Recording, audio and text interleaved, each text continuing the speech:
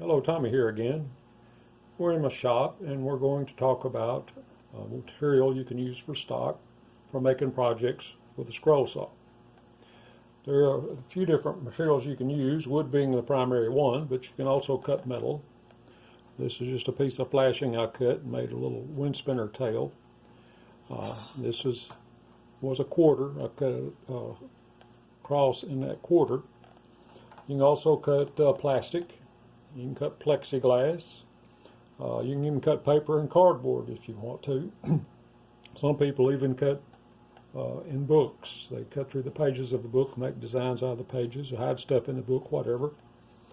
You can also cut glass, although I've never done that. You have to have a diamond blade. You have to have a water drip system for your blade. So that's not something I really want to get into. Water and my scroll saw, I just don't want to mix.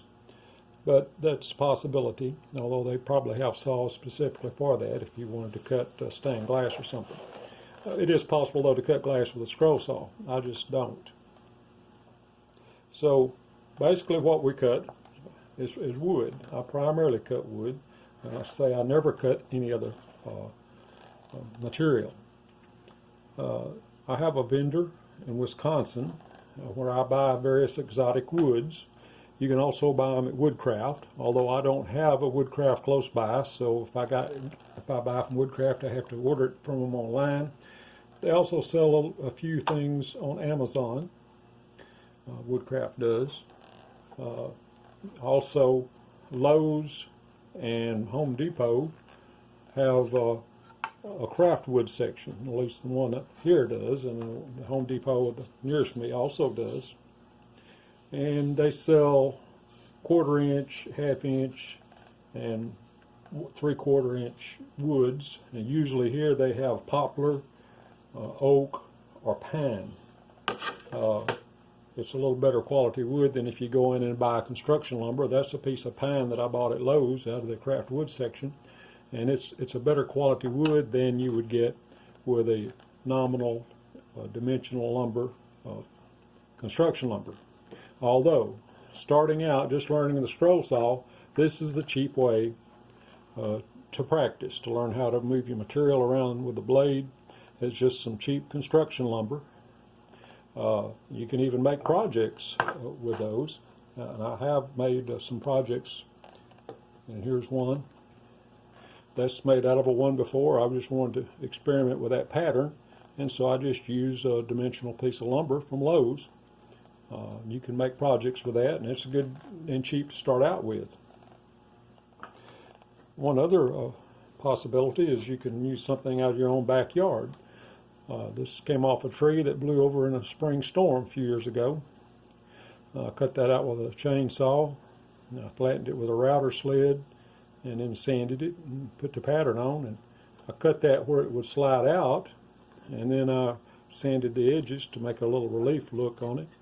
That was just kind of an experiment, but I've done some other projects from that same tree. So if you're going into wood, you have basically 3 options. You have solid wood like this. You have plywoods. This is a Baltic birch. This is just a construction plywood that you can use. And there's MDF. MDF is an engineered wood. It's kind of man-made. It's very solid. It usually cuts very smooth. I haven't done a lot of that. Although there is an MDF core plywood that comes in various sizes. It will have a veneer of some exotic woods on it. You can buy that from the same vendor that I'm going to tell you about. This vendor is in Wisconsin. I'm going to have a link to it. They sell the wood in 7 sizes, although they will even do a custom thickness if you ask for it. They sell it in 1/16, and that's a 1/16 rosewood right there. They sell it in 1/8, and that's 1/8 mahogany. Sell it in 1/4, that's 1/4 cherry. And they sell it, and they also have a 3/16 and a 3/8. I don't have examples of those. They also sell it in 1/2 inch, and that's a 1/2 inch walnut. And there's 3/4, and there's some cedar that's 3/4.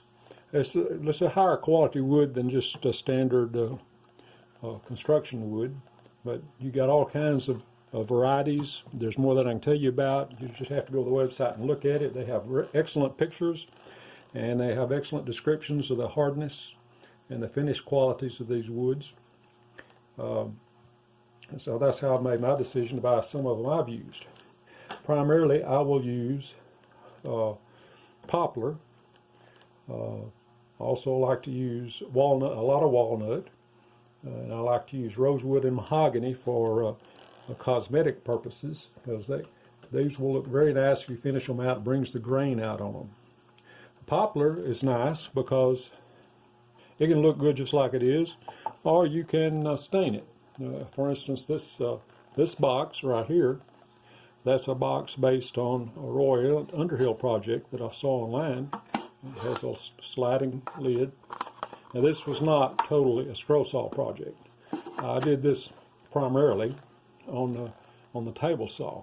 I cut the miters and I cut the dados with a dado blade, and the only scroll saw cutting I did is I cut the top of this side right there so that I could glue it to that lid and make a sliding lid that latches in place. But that's just an example. You can bring out the grain with a little bit of stain, and I think all I did was wax that. This is also poplar, and this was lightly stained also. That's a 1/4 inch poplar with an 1/8 inch mahogany. Generally, I would use a 16th inch for an internal liner like that, but that's what I had when I did that. They also have plywoods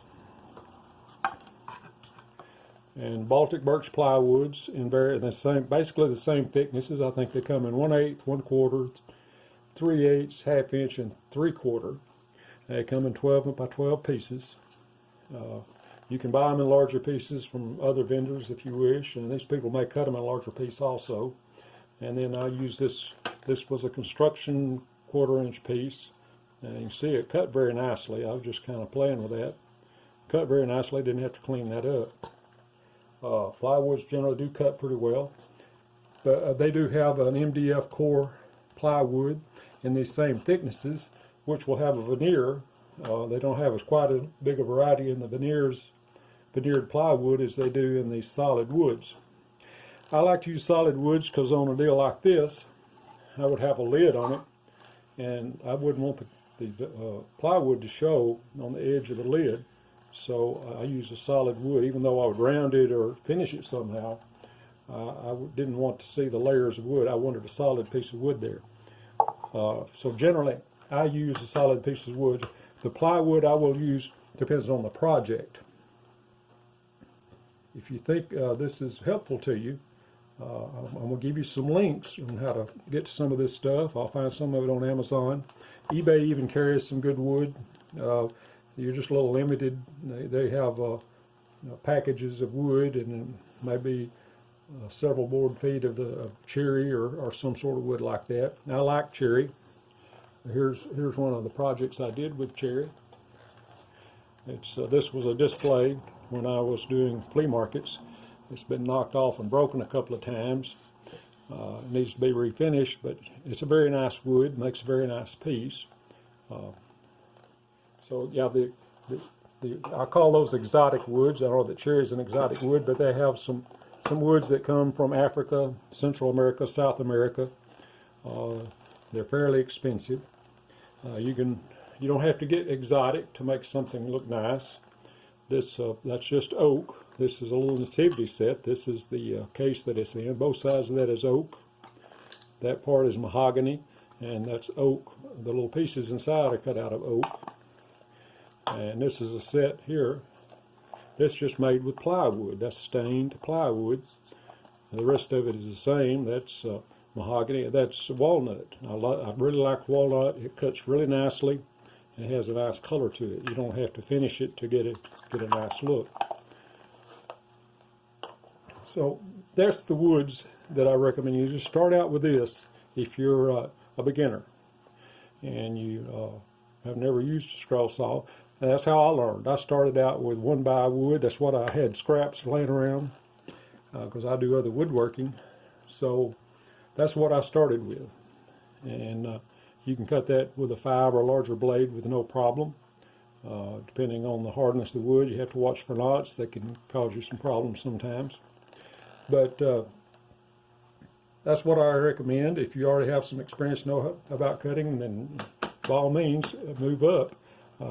I cut mainly 3/4 inch, but it depends on the project. Some patterns will tell you what sizes you need, and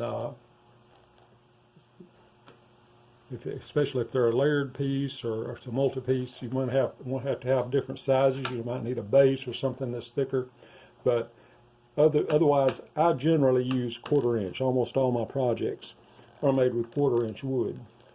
It's strong and light and easy to cut and easy to handle. So hopefully this will be of help to you. And in the next video, I want to talk about patterns.